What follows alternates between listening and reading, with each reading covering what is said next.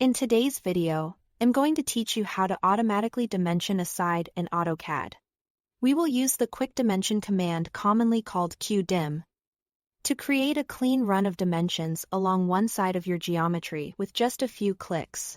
This is perfect when you want consistent, evenly spaced dimensions without placing each one manually. Start by making sure the side you want to dimension is clearly visible on screen.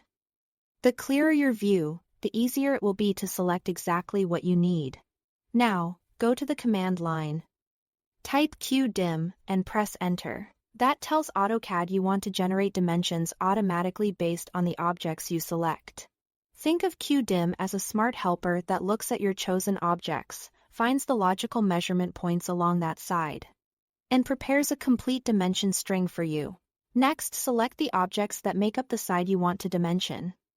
You can click them individually or drag a selection window over them. Lines, polylines, and arcs are all valid picks.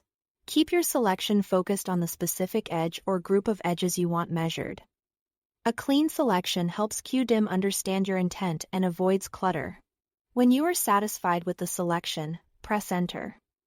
At this point, AutoCAD analyzes those objects and previews the dimension points it found. Now, move your cursor to choose where the dimension line should be placed. As you hover, you'll see a live preview of the automatic dimensions. Position the preview so it sits just outside the geometry, leaving enough room for text and arrows to read clearly.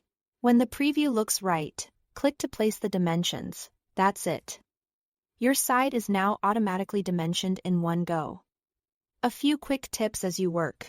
If the preview looks crowded, zoom in or pan before you place the dimensions so you can position them more precisely. If you pick too many objects, press Escape to cancel and run QDim again with a tighter selection. Remember that the look of the dimensions text size, arrowheads, and units follows the current dimension style in your drawing, so they match your existing standards without extra effort.